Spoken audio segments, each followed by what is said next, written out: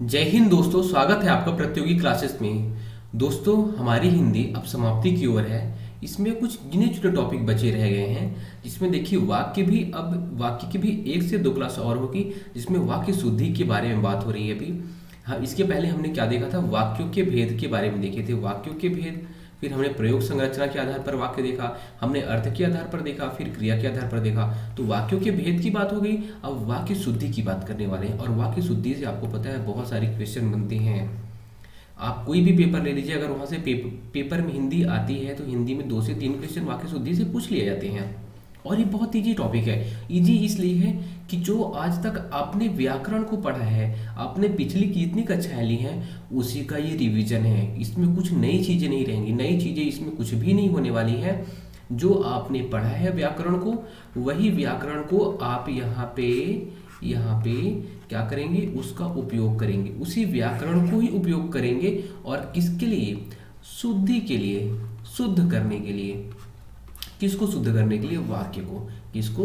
वाक्य को। तो आपको पता है कि हमारी हिंदी वर्णमाला में सबसे जो लघुत्तम रूप होता है किसी भी ध्वनि का, लघुत्तम रूप क्या कहलाता था? हमने देखा, क्या वर्ण कहलाता है वो।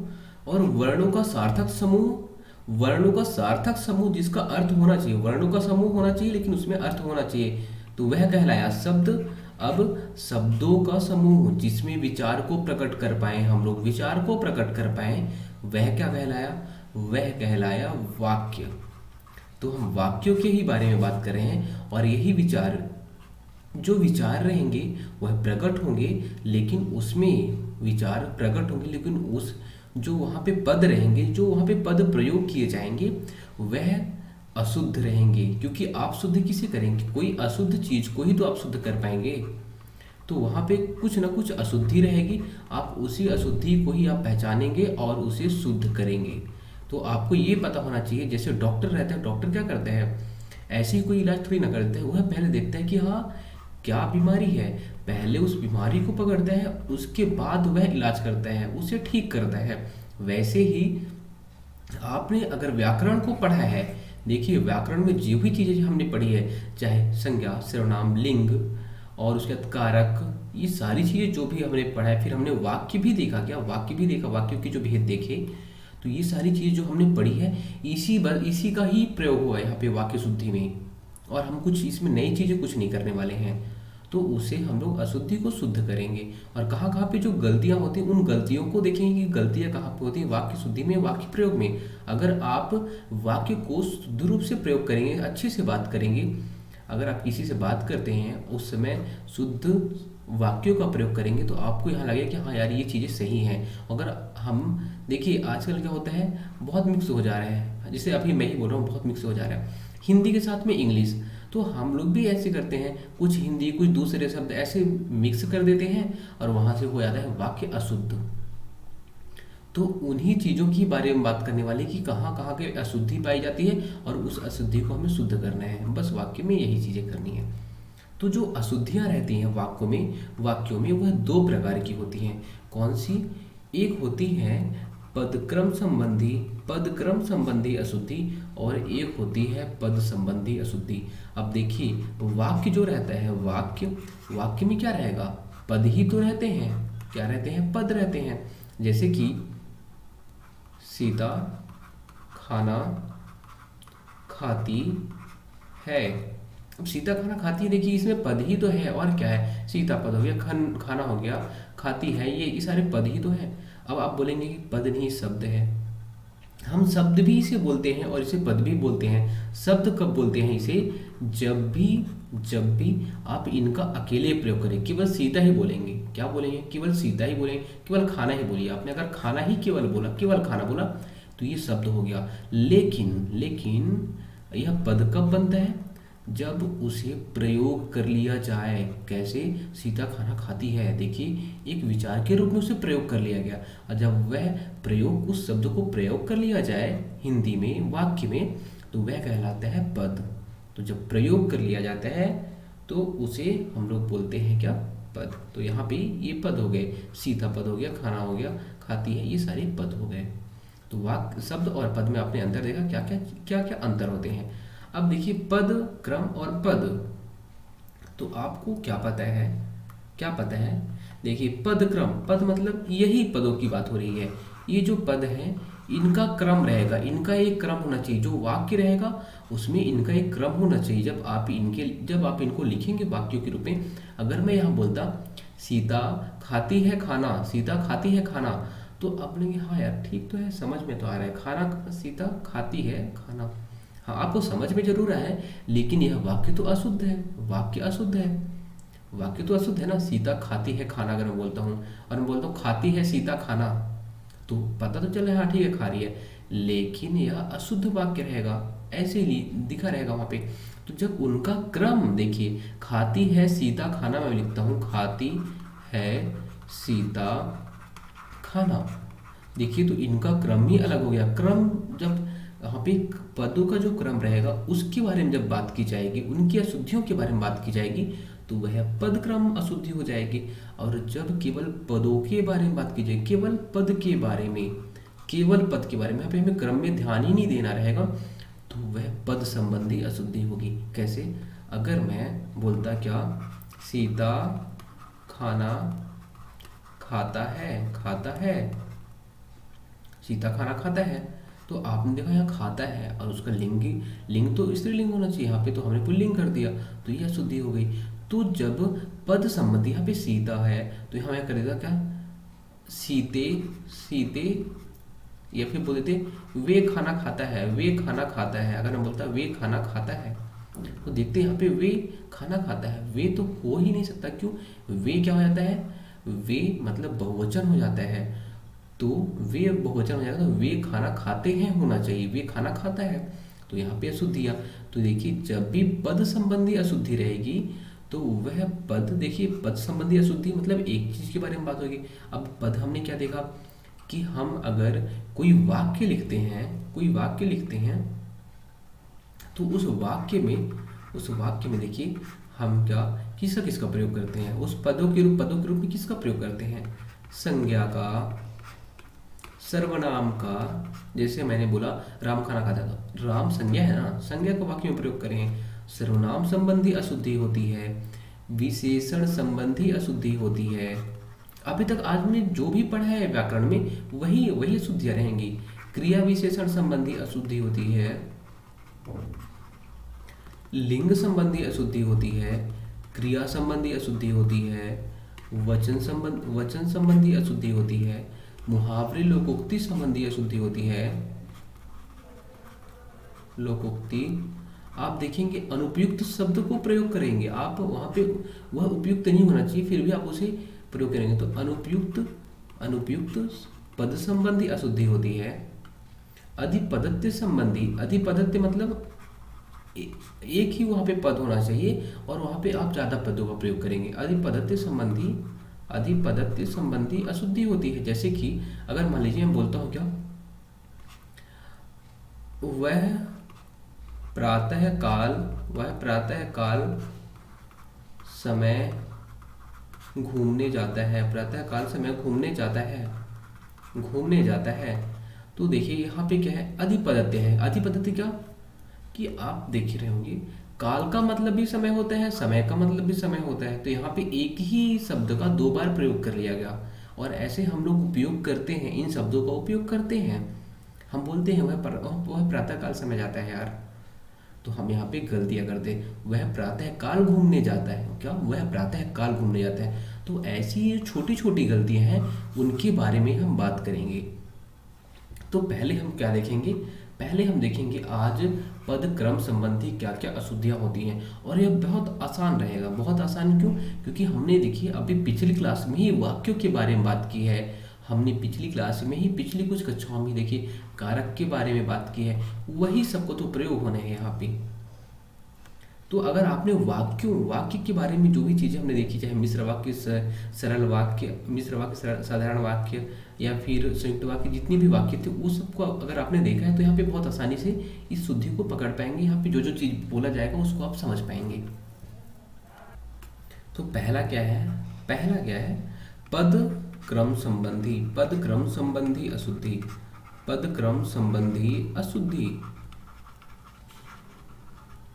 अब पद क्रम संबंधी अशुद्धि कैसे कैसे हो सकती है, तो हमने इसको पहले भी उदाहरण से देखा था। क्या क्या देखा था कि खाती है सीता खाना, क्या खाती है सीता खाना, सीता खाना। अब यहाँ पे आपको क्या देखना है कि संज्ञा क्या है, संज्ञा या कर्ता क्या है, कर्म क्या है और क्रिया क्या है।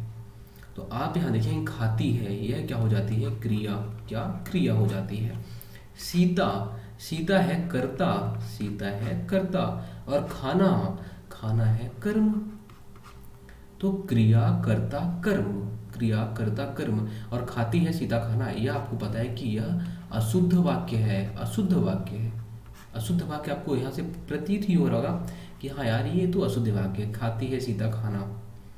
अगर आप इसी को लिखते हैं क्या, सीता खाना खाती है, खाती है, तो हमें क्या पता चला कि यह वाक्य शुद्ध लग रहा है। और शुद्ध क्यों लग रहा है कि हमने क्या किया, पहले कर्ता को रखा, वाक्यों को पहले, वाक्यों में आप पहले क्या रखेंगे, कर्ता को रखेंगे, फिर रखेंगे किसे, कर्म को। देखिए यहाँ पे कर्म है, फिर कर्म को, फिर क्रिया को रखेंगे, किसको, क्रिया को।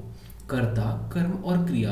अगर वाक्य इस रूप में रहेगा, अगर वाक्य इस रूप में रहेगा तो वह वाक्य शुद्ध कहलाएगा, क्या शुद्ध कहलाएगा। अगर वहाँ पे इनके रूपों में छेड़छाड़ की गई, क्रिया पहले हो गया, कर्म बाद में हुआ, कर्ता बाद में हुआ, कर्म पहले हो गया, ये चीजें हुई, तो वह वाक्य अशुद्ध हो जाएगा, जैसे कि हमने यहाँ पे देखा। तो पहला चीज तो आपको ध्यान में क्या देना है, कर्ता कर्म और क्रिया। अब अगर हमने देखिए कहाँ पे साधारण वाक्य, जब हमने साधारण वाक्य पढ़ा था, और साधारण वाक्य में हमने एक चीज देखा था, क्या, कर्ता का विस्तारक। अगर कर्ता का विस्तारक भी आ गया, जैसे कि किसकी, राजू की बहन, राजू की बहन, राजू की बहन, बहन सीता, राजू की बहन सीता मीठा खाना खाती है, क्या, मीठा, मीठा खाना, खाना खाती है, ज़्यादा खाती है, मान लीजिए मैं बोलता हूँ ज़्यादा खाती है, ज़्यादा खाती है, ठीक है, मीठा खाना ज़्यादा खाती है। अब यहाँ पे देखिए कर्ता क्या हो गया, कर्ता केवल क्या है, कर्ता एक ही है, सीता है, यह हो गई कर्ता। अब देखिए हाँ ये क्या है, राजू की बहन, केवल यह विस्तार कर रहे हैं कर्ता का, और कुछ नहीं, इसमें कुछ हमें पता नहीं चल रहा है, केवल यह कर्ता का विस्तार कर रहा है, तो कर्ता विस्तारक हो गया, ये कर्ता विस्तारक। और मीठा और खाना, मीठा और खाना, खाना आपको क्या पता है कि यह कर्म है, और मीठा खाना, मीठा खाना मतलब क्या, कर्म विस्तारक, कर्म विस्तारक। और खाती है क्रिया है, क्रिया है, और यह क्रिया विस्तारक हो गया, क्रिया विस्तारक। तो जब भी विस्तारक आएंगे, जो विस्तार करते हैं किसका, चाहे वह कर्ता का करें, चाहे वह कर्म का करें, चाहे वे क्रिया का करें, अगर वे विस्तार करते हैं तो वह हमेशा उन पदों के पहले होंगे। जैसे कर्ता का विस्तारक जो रहेगा वह कर्ता के पहले रहेगा, कर्म का विस्तारक कर्म के पहले रहेगा, क्रिया का विस्तारक क्रिया के पहले रहेगा। तो अगर विस्तारक आते हैं, विस्तारक वहाँ प्रयोग किए जाते हैं, तो पहले क्या रहेगा, कर्ता विस्तारक, पहले कर्ता विस्तारक। अगर आप यहाँ पे क्या करते, राजू की बहन सीता ज़्यादा खाती है मीठा खाना, ज़्यादा खाती है मीठा खाना, या फिर हम क्या बोलते, सीता राजू की बहन, सीता राजू की बहन मीठा खाना ज़्यादा खाती है, तो सीता राजू की बहन, तो एकदम मतलब ये सुनने में ही अजीब लग रहा है, अशुद्ध प्रतीत हो रहा है और अशुद्ध है। तो आपको वहाँ पे क्या करना है, शुद्ध करना है, पहले कर्ता विस्तारक रखना है, मतलब राजू की बहन, उसके बाद आपको कर्ता रखना है, ठीक है। तो कर्ता विस्तारक, फिर कर्ता रखेंगे हम लोग कर्ता को, फिर रखेंगे कर्म विस्तारक, कर्म विस्तारक, फिर रखेंगे हम कर्म को, फिर हम रखेंगे क्रिया विस्तारक, फिर हम रखेंगे किसको, क्रिया को। यह हमारा हो जाएगा फॉर्मूला। अगर क्या विस्तारक भी आएंगे और कर्ता कर्म क्रिया आएंगे, ये तो आपको याद रखना ही है, और ये आपको पता भी है, हम बच्चे तो है नहीं, ये चीज़ें हम पता रहेंगी, हम तो इंग्लिश में भी इसका प्रयोग करते हैं, वही चीज़ों को हिंदी में भी कर रहे हैं। तो पहला और दूसरा रूल जो आपको ध्यान देना है, ये दो रूल हो गए। अब हम लोग अगले स्लाइड में चलते हैं और देखते हैं कुछ रूल। अगर देखिए अभी तक हमने क्या देखा, कर्ता कर्म और क्रिया देखा, कर्ता कर्म और क्रिया, यह रूल रहेगा। इसी के अनुसार हम वाक्य को लिखेंगे, जो वाक्य रहेंगे इन्हीं के अनुसार लिखेंगे। लेकिन अगर संबोधन संबोधन या संबोधन विस्मय विस्मय सूचक शब्द अगर वाक्य में हो, क्या संबोधन या विस्मय सूचक शब्द सूचक पद वाक्य में हो, पद वाक्य में हो तो कर्ता के पहले इन शब्दों को रखेंगे कि नहीं रखेंगे, संबोधन सूचक या फिर विस्मय सूचक पद को रखेंगे। तो हम लोग पहले क्या करेंगे, संबोधन या विस्मय सूचक शब्द रहेंगे, उसके बाद रहेगा क्या, कर्ता, फिर कर्म, फिर क्रिया। जैसे कि बोलते हैं हम लोग क्या, अरे अफगानिस्तान जीत गया, अरे अफगानिस्तान जीत गया, अरे अफगानिस्तान जीत गया। देखिए यहाँ पे क्या हो रहा है, विस्मय का बोध हो रहा है, अफगानिस्तान जीत गया। तो देखिए यह शब्द शुद्ध है। अगर मैं यहीं पे बोलता क्या, अफगानिस्तान जीत गया, अफगानिस्तान जीत गया, अरे अफगानिस्तान जीत गया, अरे जीत गया। तो देखिए अशुद्ध है, ये अशुद्ध है। यहाँ पे आपको पता ही चल रहा होगा कि बोलने से ही पता चल रहा होगा कि क्या है, अफगानिस्तान जीत गया, अरे कुछ पता ही नहीं चल रहा इसमें। अगर यहाँ पे आप बोलते हैं अरे अफगानिस्तान जीत गया, तो देखिए वाक्य शुद्ध है, ये वाक्य शुद्ध है। और यहाँ हमें सीधा सीधा प्रतीत हो रहा है कि वाक्य ये अशुद्ध है। तो जब भी संबोधन या विस्मय का बोध होगा उस पद में, तो उसे हम सबसे पहले रखेंगे, फिर कर्ता को रखेंगे, कर्म क्रिया को, इस सबको बाद में रखेंगे। ठीक है। कभी कभी उपाधि जो दिया रहती है, उपाधि योग्यता, जो उपाधि और योग्यता होती है, इनमें भी अशुद्धियाँ पाई जाती हैं। अब योग्यता क्या होती है, जैसे कि आपके पास ग्रेजुएशन की योग्यता है, आप ग्रेजुएट हो चुके हैं, और उपाधि क्या होती है, डॉक्टरेट की उपाधि हो गई, या फिर मतलब जो उपाधियाँ दी जाती हैं किसी को, उपाधि वह हो जाती है, चाहे वह प्रोफेसर बन गया या कुछ बन गया, है ना। तो उपाधि क्या होती है, जैसे वह मान लीजिए वह प्रोफेसर बन गया, तो यह उसकी उपाधि हो गई। और योग्यता क्या है, योग्यता है कि वह 12वीं पास हो गया, ग्रेजुएशन पास हो गया, तो ये सारी उसकी योग्यताएं हो जाती हैं।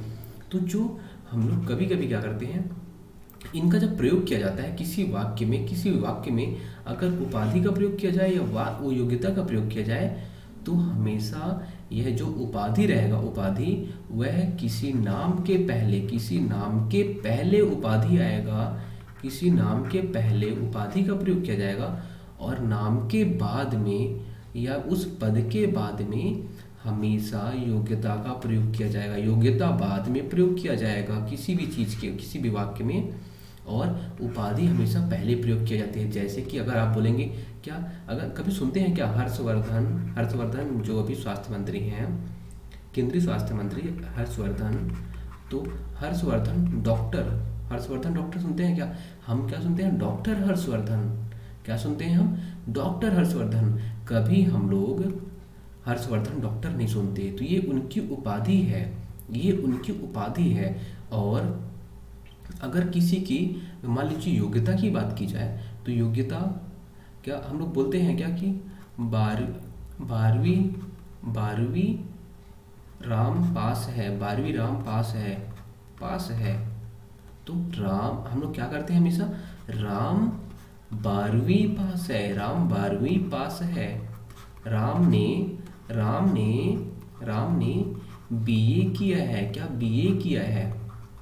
तो जो योग्यताएं रहती हैं, क्या योग्यताएं जो होती हैं, योग्यताएं देखा आपने कि उसे आपने उस शब्द के बाद में प्रयोग किया, और जो उपाधियां रहती हैं, चाहे प्रोफेसर की हो, डॉक्टर की हो, जो भी उपाधियां होती हैं, वह हमेशा उस शब्द के पहले आती हैं।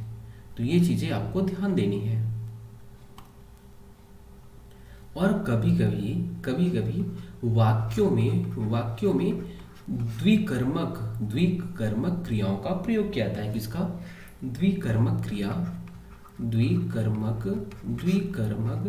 क्रियाओं का प्रयोग किया जाता है, द्विकर्मक क्रियाओं का प्रयोग होता है। अब द्विकर्मक रहेगा तो हमने इन्हें इन्हें उसमें तो देखा था, किसमें, क्रियाओं में तो देखा था। तो द्विकर्मक में क्या होगा, कर्मक में क्या रहेगा, एक रहेगा गौड़ कर्म, क्या रहेगा गौड़ कर्म, और एक होता है मुख्य कर्म।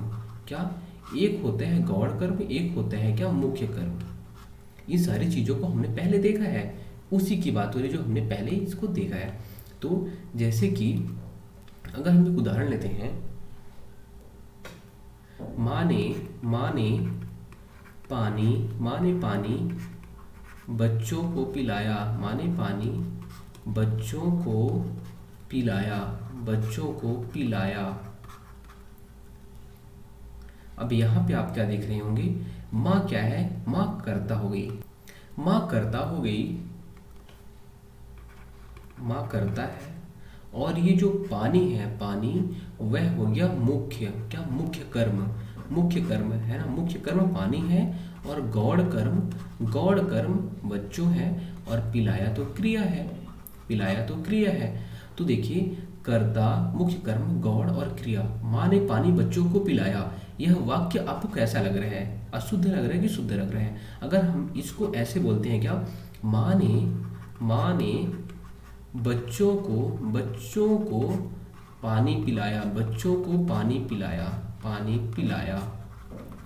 पिलाया।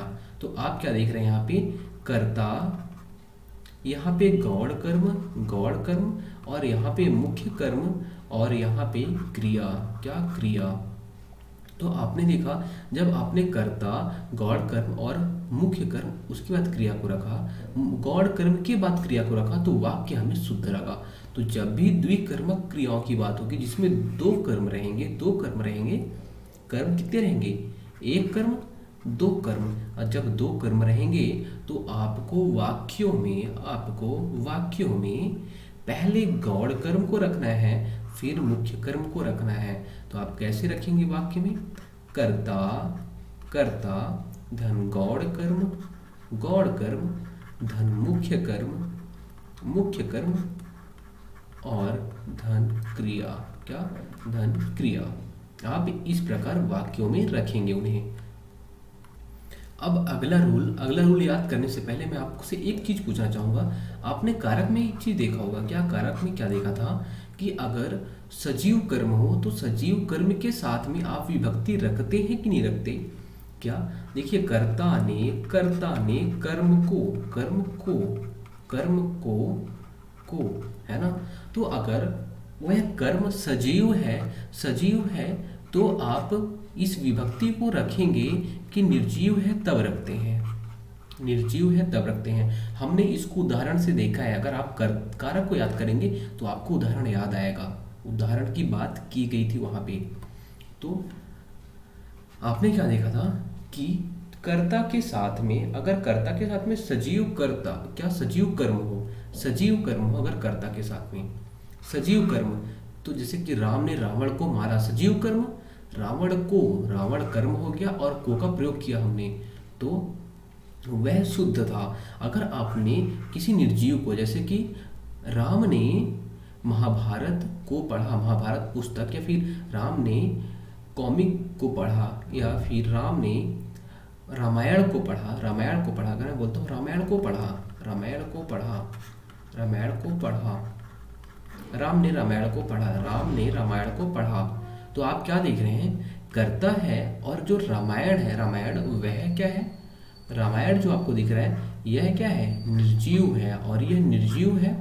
अगर निर्जीव के साथ में आपने उसकी विभक्ति का प्रयोग किया, कर्म के साथ में आपने उसकी विभक्ति का प्रयोग किया, तो यह वाक्य अशुद्ध हो गया।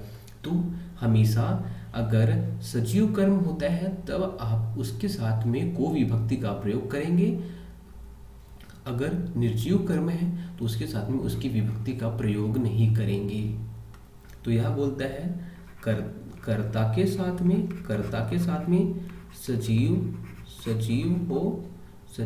हो तो विभक्ति सहित कर्म है ना, और सजीव कर्म हो तो, और कर्ता के साथ में अगर निर्जीव कर्म हो, निर्जीव कर्म हो, तो वह विभक्ति रहित होती है, वह विभक्ति रहित होती है। जैसे कि हमने देखा, राम ने रावण को मारा, रावण क्या था, सजीव था, तो हमने को लिखा। और जब हमने रामायण को पढ़ा, रामायण निर्जीव है, तो आपने को लिखा, तो वह वाक्य अशुद्ध हो गया।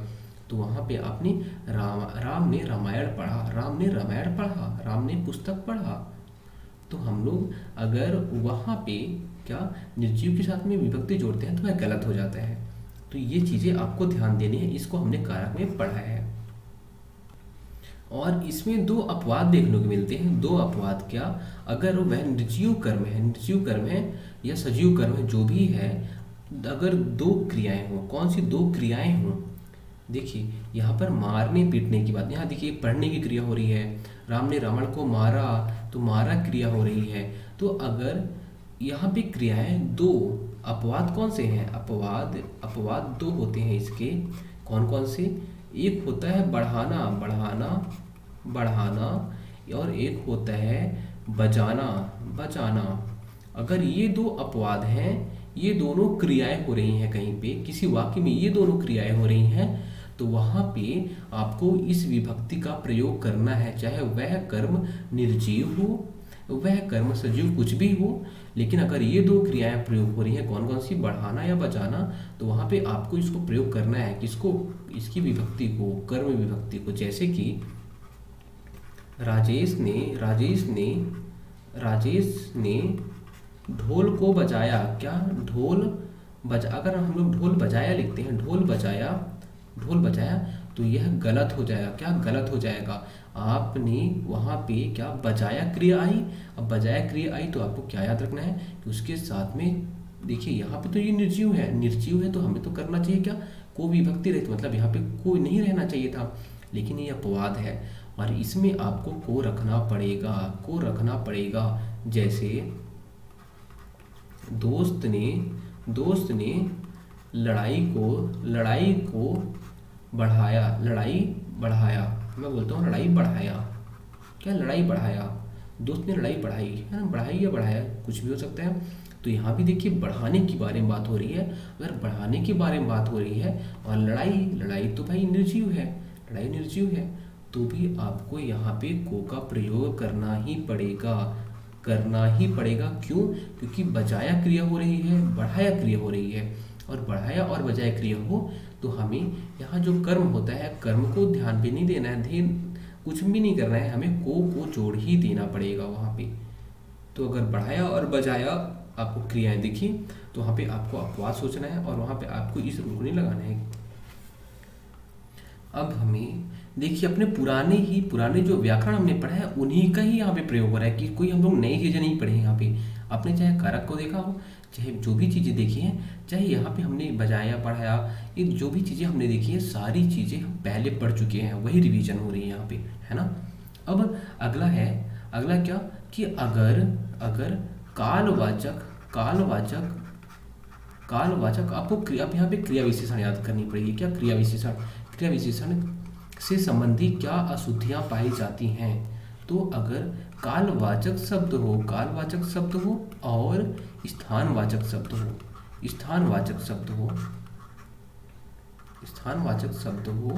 स्थानवाचक क्रिया विशेषण, यहाँ पे स्थानवाचक क्रिया विशेषण होगा, कालवाचक या फिर स्थानवाचक क्रिया विशेषण हो, किसी वाक्य में कालवाचक क्रिया विशेषण हो या स्थानवाचक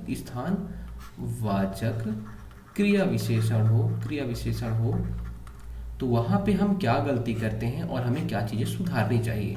तो कालवाचक क्या होता है, स्थानवाचक क्या होता है, और क्रिया विशेषण तो आपको पता होना चाहिए कि जो क्रिया की विशेषता बताते हैं, जो विशेषण क्रिया की विशेषता बताते हैं, क्रिया होंगी लेकिन उसकी भी विशेषता बताई जाएगी। तो अगर वहाँ पे स्थान की बात हो जाएगी तो स्थानवाचक, और काल की बात होगी तो कालवाचक क्रिया विशेषण। अब हमें याद क्या रखना है कि इनका प्रयोग आखिर कहाँ पे किसका करें। जैसे बोलते हैं राजू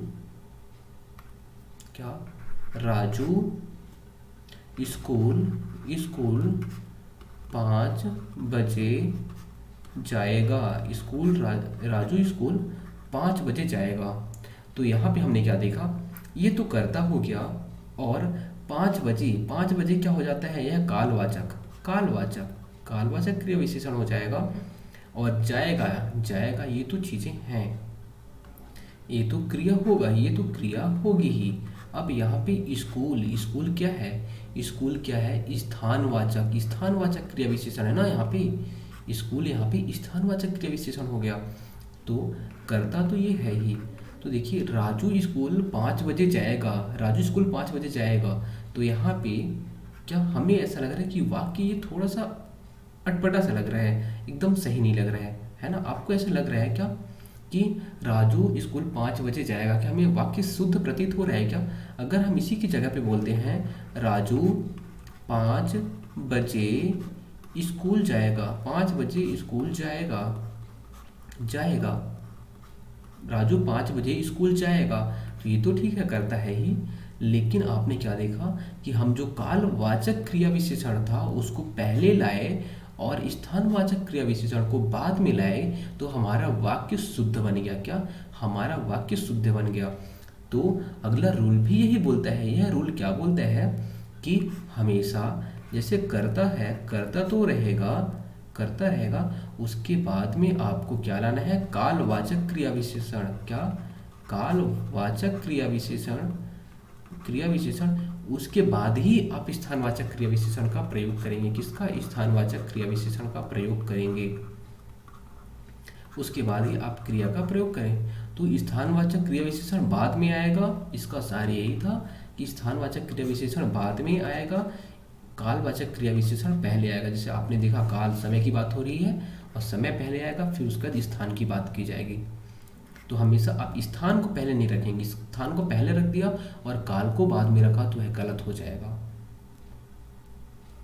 जैसे हम लोग बोलते हैं तुम स्कूल जाते हो 5 बजे, तुम स्कूल जाते हो 5 बजे, तुम स्कूल जाओगे 5 बजे, तो गलत हो रहा है। तुम 5 बजे स्कूल जाओगे, तुम 5 बजे स्कूल जाओगे, तो ये सही लगता है ना। तो काल पहले रहेगा, कालवाचक क्रिया विशेषण पहले रहेगा, उसके बाद स्थानवाचक क्रिया विशेषण रहेगा। अब आगे है, आगे आगे अगर यदि वाक्य में, यदि वाक्य में, यदि वाक्य में अगर कोई प्रश्न पूछा जाए, अगर वाक्य में कोई प्रश्न का बोध हो रहा है कि हाँ यह वाक्य प्रश्न पूछ रहा है और उसका उत्तर, यदि वाक्य में उसका उत्तर मतलब प्रश्न पूछा जाएगा और उसका उत्तर हाँ या नहीं में जवाब मिले, मतलब यदि वाक्य का जवाब, यदि वाक्य का जवाब हाँ या नहीं में मिले, नहीं में मिले, तो हाँ या जवाब मतलब हाँ या नहीं, अगर जो जवाब होगा वह हाँ या नहीं में मिले, तो हम लोग हमेशा जो प्रश्नवाचक शब्द रहेगा क्या, तो हम लोग हमेशा क्या का, तो हम लोग जो यह क्या शब्द दिख रहा है आपको, क्या का क्या जो पद दिख रहा है, इस पद को हम लोग हमेशा वाक्य के पहले लगाएंगे। तो क्या पद को, क्या प्रश्नवाचक शब्द को हम लोग, क्या पद को हम वाक्य के पहले लगाएंगे, वाक्य के सबसे पहले, है ना, वाक्य के पहले लगाएंगे, पहले लगाएंगे। लेकिन इसकी शर्त क्या है, इसकी शर्त आपको ध्यान देना है। उसके लिए शर्त ये है कि वाक्य का जवाब हमें हाँ या नहीं में मिलना चाहिए, हाँ या नहीं में मिलना चाहिए। जैसे कि अगर आपसे मैं पूछता हूँ क्या कि आपने हिंदी पढ़ा क्या, आपने हिंदी पढ़ा क्या, आप सो गए क्या, तो आप बोलेंगे नहीं, तो वहाँ पे आप सो गए क्या, आप सो गए क्या, सो गए क्या, आप हिंदी पढ़े, आपने आपने आपने हिंदी हिंदी पढ़ा क्या। देखिए यहाँ पे, अब यहाँ पे हम क्या देख रहे हैं, इस जो क्या शब्द है, क्या शब्द तो बाद में आया है, और देखिए हमें वाक्य जो है, वाक्य भी सही प्रतीत हो रहा है, क्या शुद्ध प्रतीत हो रहा है। आप सो गए क्या, आपने हिंदी पढ़ा क्या, प्रश्नवाचक वाक्य है, और आपका यहाँ पे उत्तर क्या मिल रहा है, आप सो गए क्या, नहीं नहीं नहीं नहीं नहीं मैं नहीं सोया हूँ भाई। तो यहाँ पे क्या पता चल रहा है कि इसका जवाब नहीं में मिल रहा है। आपने हिंदी पढ़ा क्या, हाँ हाँ पढ़ लिया। तो आप देख रहे हैं अगर जवाब हाँ या नहीं में मिल रहा है, तो वो जो शब्द है वह क्या से शुरू होना चाहिए, किससे शुरू होना चाहिए, क्या से शुरू होना चाहिए, और यहाँ तो आप सो गए क्या आप से शुरू हो रहा है, यहाँ आपने से शुरू हुआ, तो यह वाक्य अशुद्ध हो जाएगा, यह वाक्य अशुद्ध हो जाएगा। यह शुद्ध कैसे होगा? क्या क्या आप सो गए, क्या आप सो गए, क्या आप सो गए। तो क्या से शुरू होगा, अगर उसका उत्तर हाँ या नहीं में मिल रहा है तो वह पद, वह वाक्य किससे शुरू होगा? क्या से शुरू होगा। इसको आपको ध्यान देना है। अब अगला अगला और अंतिम अगला और अंतिम पद संबंधी जो नियम है, पदक्रम संबंधी जो नियम है, उसमें कारक का कि जो कारकों का अगर प्रयोग किया जाता है किसी वाक्य में, किसका कारकों का प्रयोग किया जाएगा, तो वह वाक्य को कैसे लिखा जाएगा। और हमने इसकी बारे में बात पिछली क्लास में भी की है।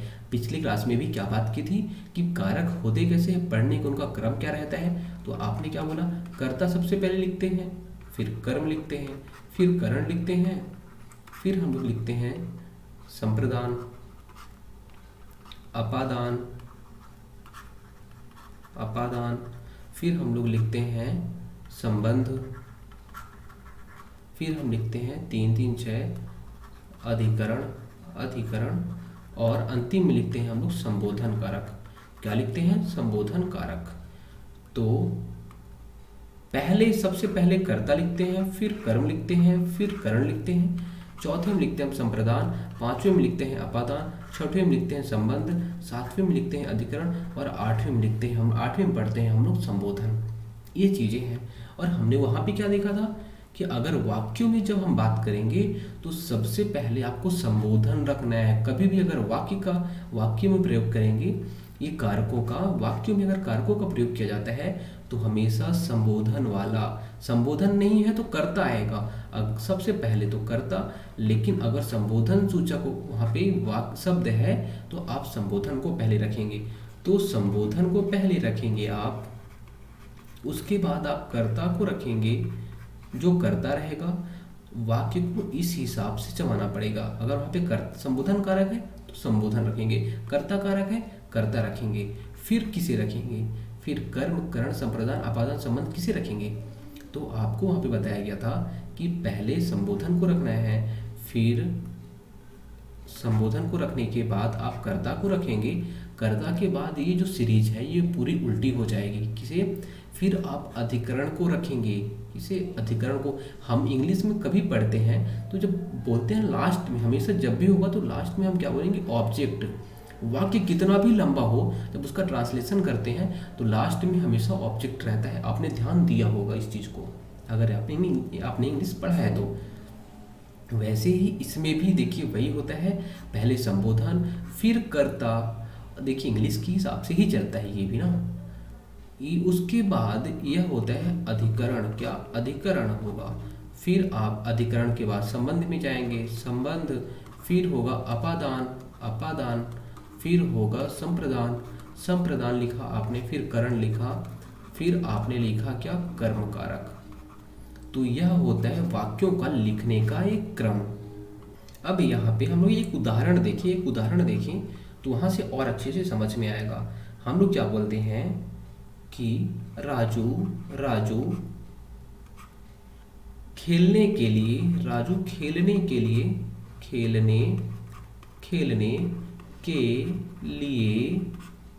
स्कूल से कार से जाता है। अब आप यहाँ पे क्या आपको फाइंड करना है, क्या पहचानना क्या है कि यहाँ पे कर्ता कारक कहाँ है, करण कारक कहाँ है, संप्रदान कारक कहाँ है, अपादान कारक कहाँ है। मतलब जो भी कारक यहाँ पे प्रयोग किए गए हैं वो कौन कौन से हैं, उनको आपको यहाँ पे पहचानना है। अब आप यहाँ पे पहचानेंगे तो क्या पता चलता है, यह हो गया कर्ता। खेलने के लिए क्या है? संप्रदान, और यह है तो है कर्ता ही, तो पहले रहेगा ही, क्योंकि यहाँ पे संबोधन का बोध ही नहीं है, संबोधन है ही नहीं, तो यहाँ पे कर्ता ही हो जाएगा। अब संप्रदान हो गया। अब उसके बाद स्कूल से और कार से और जाता तो क्रिया हो जाएगी, जाना तो क्रिया हो जाएगी। अब कार से और स्कूल से, कार से जिसके द्वारा कोई काम किया जाता है तो वह क्या होता है, करण कारक। जैसे धनुष से मारा, बाण से मारा किसको, रावण को, राम ने धनुष से रावण को मारा, तो करण कारक क्या हो गया था, धनुष हुआ था। तो किससे काम किया जाता है वह करण कारक हो जाता है। अब स्कूल से देखिए यहाँ भी वही चीज़ हुई है, यहाँ भी से विभक्ति का प्रयोग किया गया है, यहाँ भी से विभक्ति का, लेकिन यहाँ पे से विभक्ति का जो प्रयोग किया गया है वह किस संदर्भ में है, अपादान। अपादान मतलब अलग होने के संदर्भ में है ना, अलग हो रहा है ना वह स्कूल से अलग हो रहा है, तभी तो वह कार से जा रहा है। यहाँ पे अपादान के संदर्भ में से का प्रयोग, यहाँ पे करण के संदर्भ में, यहाँ पे क्रिया और यहाँ पे संप्रदान, ये तो है ही। अब आप क्या देख रहे हैं कि यहाँ पे संप्रदान, अपादान, करण, और हमारा रूल क्या बोलता है, हमारा नियम क्या बोलता है कि सबसे पहले संबोधन होना चाहिए, संबोधन है ही नहीं। कर्ता होना चाहिए, कर्ता तो पहले से ही है।